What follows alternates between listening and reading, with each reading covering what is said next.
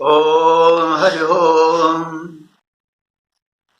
वेद प्रेमियों, सुधीर श्रोताओं, अब हम ऋग्वेद के प्रथम मंडल के 31वें सूक्त के 15वें मंत्र की व्याख्या में प्रवेश करने जा रहे हैं। यह मंत्र जगती छंद में निबद्ध है।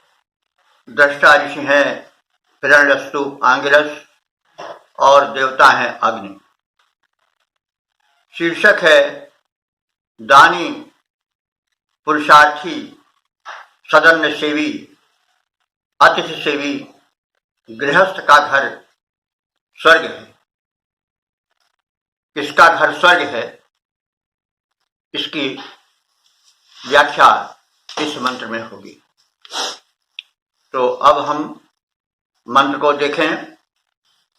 तुमग्ने प्रमत दक्षिणं नरं वरमेव स्यूतं परिपासि विश्वतः स्वादुक्षज्मा यो वसतौ शौनकृज्जीवयाजं यजते सोमपा दिवः। शब्दार्थ जाने। अग्ने, हे तेजस्वी अग्नि रूप परमात्मन या परमात्मा रूप अग्नि, त्वं प्रयत दक्षिणम नरम, तुम प्रयत दक्षिणम माने पुरुषार्थी दानी, नरम माने मनुष्य को, स्यूनम वर्म्यो विश्वतः परिपाशी। स्यूनम वर्म कहते हैं, स्यून कहते हैं सिली हुई, वर्म कहते हैं कवच को। वर्म कवच, इव माने भांति, विश्वतः माने सभी ओर से, पूर्ण रूप से, परिपाशी माने रक्षा करते हो। पा रक्षण, परिपाशी रक्षा करते हो। परि माने परितः, चारों ओर से, पाशी रक्षा करते हो। यानी हे देव तेजस्वी, तुम उस व्यक्ति की चारों ओर से छिली हुई कवच की भांति, जो स्थिर है, विचलित नहीं होने वाली है, उसकी भांति तुम रक्षा करते हो। किसकी? जो पुरुषार्थी है और पुरुषार्थ से अर्जन करता है, और दक्षिणम माने जो दक्षिण बनकर के, उदार बनकर के, अनुकूल बनकर के दक्षिणा देता है, यानी दान करता है। ऐसे मनुष्य के तुम परम रक्षक बन जाते हो। कैसे? जैसे कवच चारों ओर से प्रहार से शरीर की रक्षा करता है। तो कवच हम सब जानते ही हैं। तो सैनिक ही नहीं कवच पहनता है। सैनिक रण क्षेत्र में युद्ध करता है, तो हम भी जीवन संग्राम में जूझते रहते हैं, समस्याओं से लड़ते रहते हैं, कभी पराजित भी होते हैं, कभी जीत भी जाते हैं। तो ऐसे क्षणों में परमात्मा हमें धैर्य की, सद्गुणों की, साहस की कवच देता है। लेकिन किनको देता है? सबको नहीं। जो दानी हैं, जो पुरुषार्थी हैं, ऐसे मनुष्य को वो कवचित करता है, पूर्ण रूप से सुरक्षित करता है। और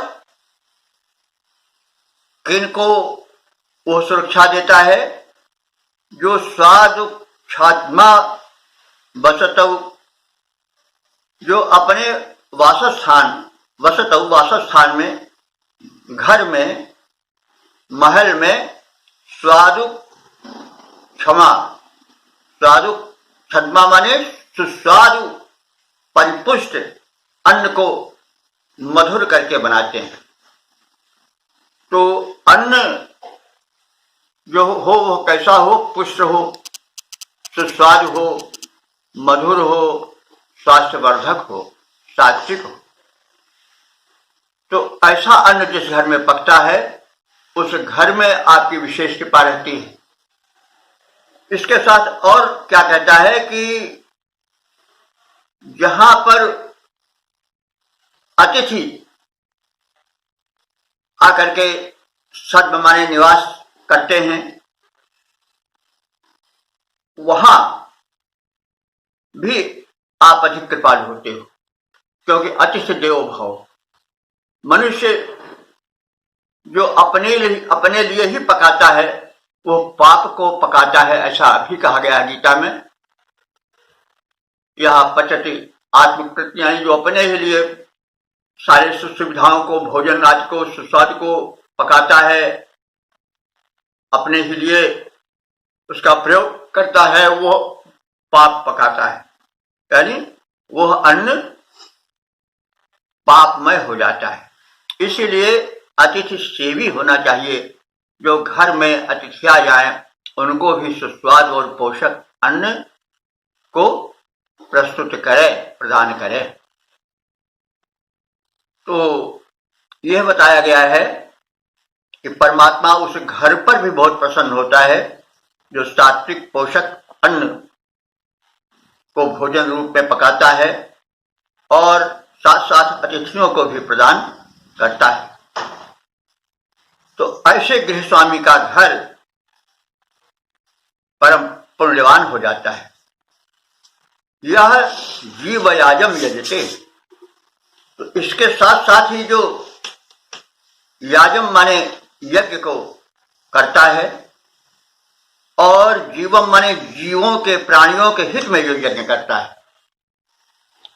यज्ञ को जैसे हम बताते आ रहे हैं, यज्ञ जो अग्नि को आहुति दी जाती है वो तो है ही है, पर्यावरण शोधन का सबसे बड़ा साधन है, दिव्य शक्तियां उससे प्रसन्न होती हैं। लेकिन हम जीवन में जो पुण्य कार्य करते हैं वो भी यज्ञ ही है। वो यज्ञ जो है वह जीवों के लिए किया जाए, ऐसा कहा गया है। यह जीव याजम यजते, जो प्राणियों के लिए यज्ञ करता है। हम प्रायः अपने ही लिए यज्ञ करते हैं, कोई पुरुषार्थ करते हैं, सोचते हैं इसका हमको फल मिलेगा, लेकिन ऋषि व्यापक दृष्टिकोण की ओर संकेत कर रहा है कि आप केवल अपने ही लिए, अपने ही कल्याण के लिए यज्ञ मत करो, उत्तम कर्म या पुरुषार्थ आदि मत करो, वरन प्राणी मात्र के लिए करो।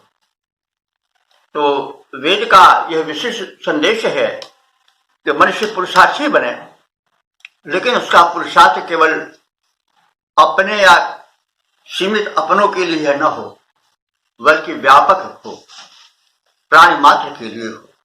यह संदेश ऋषि देना चाह रहा है। वेद का सबसे बड़ा संदेश है, और उसी के आधार पर गीता जो ग्रंथ बने हैं उन सब में भी यही बात कही गई है कि वह मनुष्य धन्य है जो कि पुरुषार्थ करता है अपने ही लिए, नहीं समाज के लिए। तो वेद के इस संदेश को हम ग्रहण करें और उसके फल को भी निर्दिष्ट कर रहा है ऋषि कि सह दिवः उपमा, सह सद्म, वो घर, दिवः उपमा, स्वर्ग के उपमा वाला हो जाता है, यानी स्वर्ग के समान हो जाता है। वह घर स्वर्ग के समान हो जाता है। कौन घर? जहां की जो है वो अतिथि सेवा पाते हैं, जहां पर की पुरुषार्थ होता है, जहां पर की दान होता है, और जहां पर की जो यज्ञ होते हैं वे अपने तक ही सीमित न रह करके प्राणी मात्र के लिए होते रहते हैं। तो ऐसा घर स्वर्ग बन जाता है, वहां पर सुख ही सुख रहता है। इसके विपरीत उस घर में संपन्नता होते हुए भी सुख नहीं रह सकता है, जहां की कथित बातें नहीं होती। अर्थात जहां की केवल अपने ही लिए सब कुछ होता है, जहां आगत अतिथियों के लिए नहीं होता है, जहां पुष्ट और उपयोगी अन्न का सेवन नहीं होता है, और जहां कि सत्कर्म या पुरुषार्थ परोपकार के लिए नहीं होता है, केवल अपने ही लिए सीमित होकर रह जाता है। तो यह विपरीत दशा का भी समझना आवश्यक है। ऋषि सीधे सीधे बता रहा है कि पुरुषार्थी, अतिथि सेवी और समाज के लिए सत्कर्म करने वाले, पुरुषार्थ करने वाले का घर स्वर्ग बन जाता है, जहां की सुख ही सुख रहता है, दुख नहीं फटक पाता है, नहीं झांक पाता है। तो हम सपाटा से देख लें, हे अग्निदेव, तुम पुरुषार्थी, दानी, नर के रक्षण हेतु पुष्ट कवच की भांति उसकी सुरक्षा में तत्पर रहते हो, और जिस घर में गृह स्वामी सुस्वाद पुष्ट अन्न को मधुर बना करके प्रस्तुत करता है और उसे अतिथियों की सेवा में भी लगाता जाता है और इस प्रकार से उनको सुख देता जाता है, जो प्राणी मात्र के लिए, उनके हित के लिए पुरुषार्थ करता है, यज्ञ करता है, शुभ कर्म करता है, ऐसे गृह स्वामी का घर स्वर्ग बन जाता है। अब हम इसके छंदोबद्ध रूप का दर्शन करें। हे परमेश्वर, तुम परम सहायक बन करके पुरुषार्थी दानी नर की सदा सुरक्षा करते, प्रत्येक क्षेत्र में क्रियाशील सत्कर्मी के घर सौख्य बने तुम सर्वेश्वर उतरा करते, जो नर सदन से निर्मित भोजन के द्वारा है अतिथि वृंद का सादर अभिनंदन करता, जो प्राणी मात्र के हित को करने हेतु सदा अपने घर में है यजन तथा पूजन करता, उसका घर स्वर्ग समान सदा, उसका घर स्वर्ग समान सदा, अत्यंत श्रेष्ठ भगवान वहां पर नित्य निवास किया करते। ऐसे घर में सब लोग सदा सुख स्वर्ग प्राप्त करते रहते। तो इस प्रकार से घर स्वर्ग कैसे बनता है, इस की व्याख्या मंत्र में की गई है। ओम हरि ओम। वेद प्रेमियों, सुधी श्रोताओं, संप्रति हम ऋग्वेद के प्रथम मंडल के 31वें सूक्त के 16वें मंत्र की व्याख्या में प्रवेश करने जा रहे हैं। यह मंत्र त्रिष्टुप छंद में निबद्ध है। इसके दृष्टा ऋषि हैं हिरण्यस्तु, आंगिरस और देवता हैं अग्नि। अग्नि के स्वरूप से हम परिचित हो चुके हैं। परमात्मा का तेजस्वी परोपकारी स्वरूप अग्नि। शीर्षक है क्षमाशील दिग्दर्शक तेजस्वी प्रभु। तो अब हम मंत्र का पाठ करें। इमामग्ने शरणं मामृषो न इमध्वानं सायं गान दूरात् आपि पिता प्रमतिः सौम्यानां भूभिमिरस्य मृषि कृन्मर्त्यो नाम। शब्दार्थ जाने। अग्नि, हे अग्नि रूप तेजस्वी परमात्मन, नः न माने हमारी इमाम शरणिम, इमाम माने इस, शरणि माने त्रुटि, मीमृषा माने क्षमा करने योग्य है। न इमाम शरणिम मीमृषा, हे प्रभु हमारी इस शरण को, त्रुटि को, दुर्बलता को मीमृषा क्षमा करो, क्योंकि जीव से त्रुटियां होती रहती हैं। तो इसलिए शरणागत की भावना इस मंत्र में प्रकट हो रही। शरणागति आवश्यक है, इससे अभिमान नहीं आता है, क्योंकि अहंकार पतन का कारण बन जाता है, मनुष्य भटक जाता है। बाद में पुराणों में शरणागत को बड़ा महत्व दिया गया है। अहंकार का वर्जन भी बहुत कहा गया है, दिखा गया है कि जहां जहां किसी को अहंकार होगा भगवान ने उसको तोड़ा। तो ये उसके पीछे जो सब मिला करके भावना यह है कि अहंकार नहीं करना चाहिए, क्योंकि मनुष्य अल्पशक्तिमान है, वो नश्वर प्राणी है। उसके सफलता में मात्र वही नहीं रहता है, अन्य उपकरण भी रहते हैं, अन्य व्यक्ति और साधन भी रहते हैं। इसलिए मनुष्य को अहम नहीं करना चाहिए और शरणागति का भाव रखना चाहिए, जो कि इस मंत्र में झलक रहा है। तो हे अग्निरूप तेजस्वी परमेश्वर, न इमाम शरणिम मीमृषः, हमारी इन त्रुटियों को क्षमा प्रदान करो। दूरात यम इमम अध्वानम अगाम, दूरात माने बहुत दूर चल करके, भटक करके, यम माने जिस, इमम माने इस, अध्वानम माने पथ को, आगम माने आगाम माने प्राप्त कर पाया हूं। यानी हे भगवान, मैं बहुत दूर भटक करके अंत में इस पथ पर, जो सतपथ है, उस पर आ सका हूं। तो अब आप हमारी रक्षा करो। त्वम सौम्यानाम मर्त्यानाम आपिश,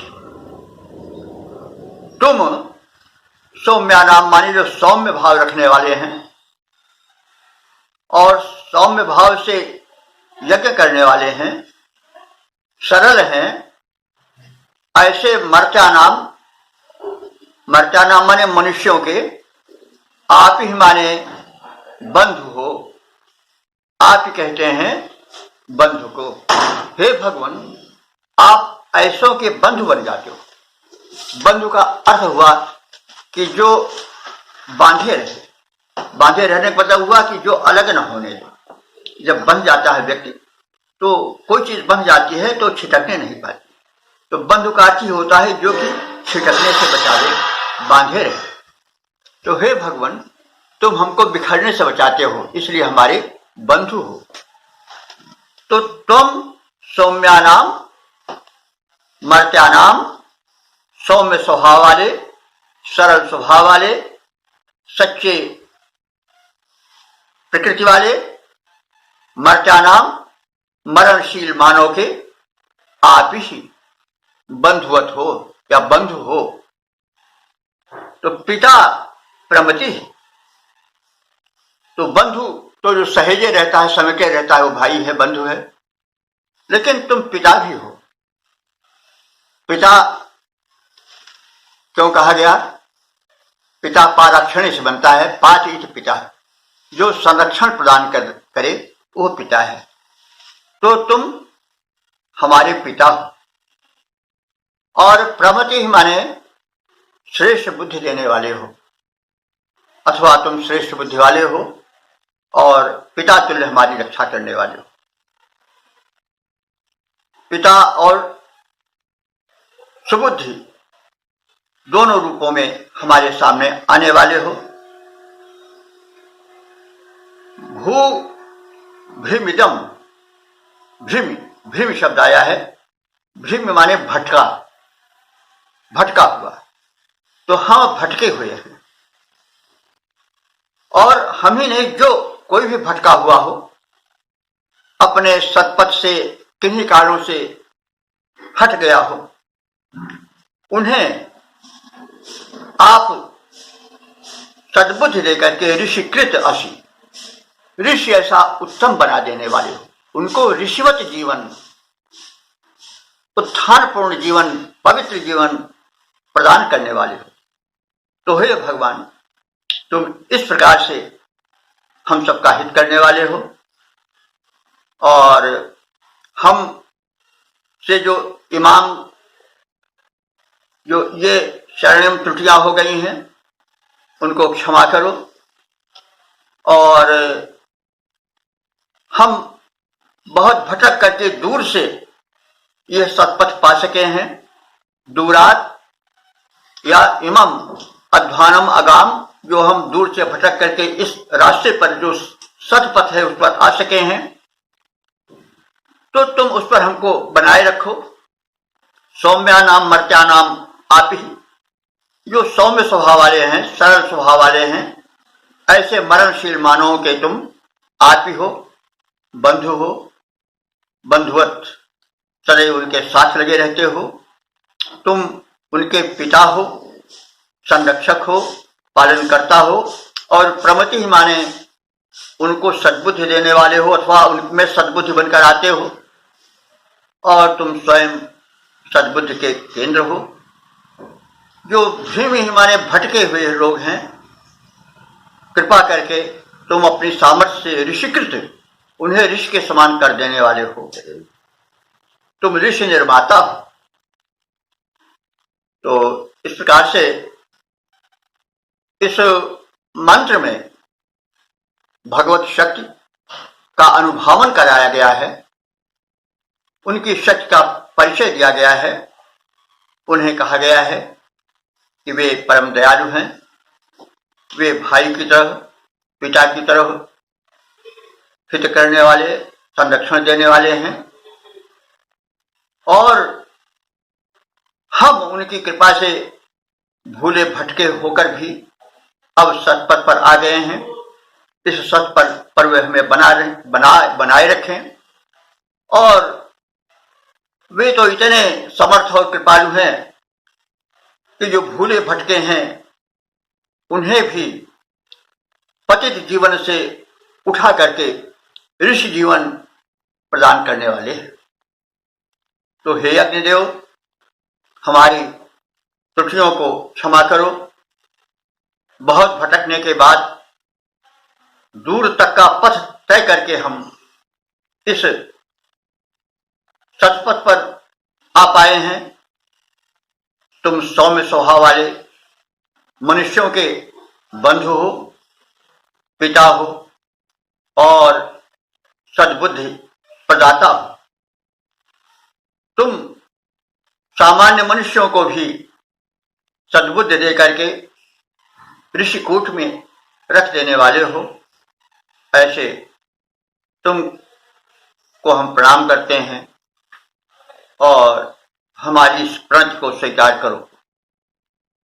तो इस प्रकार से इस मंत्र में भगवत शक्ति, उनकी कृपा, वे सदैव सहायक बने रहते हैं, भूले भटके को रास्ता दिखाते हैं।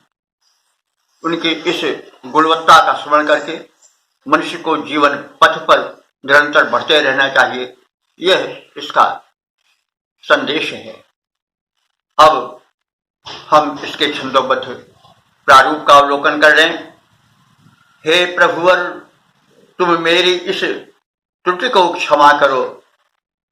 हे प्रभुवर, तुम मेरी इस त्रुटि को क्षमा करो। हम भूल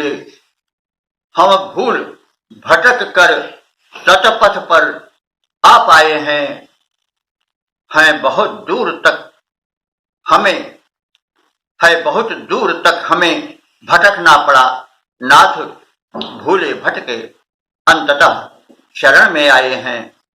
तुम सतकर्मी के पिता बंधु सत प्रेरक हो, सब भांति सहायक और सुबुद्धि प्रदायक हो। तुम सत्कर्मों की उर्वर भू करते प्रदान। तुम पुण्य भूमि ऋषियों के भी निर्माता हो। तुम पुण्य भूमि ऋषियों के भी निर्माता हो। अपने अनुदानों से परिपूरित करो हमें। अपने अनुदानों से परिपूरित करो हमें। हम अनुग्रहित हो करके शीश झुकाए हैं। हम अनुग्रहित हो करके शीश झुकाए हैं। हे प्रभुवर, तुम मेरी इस त्रुटि को क्षमा करो। हम भूल भटक कर सतपथ पर आ पाए हैं। हम भूल भटक कर भी सतपथ पर आ पाए हैं।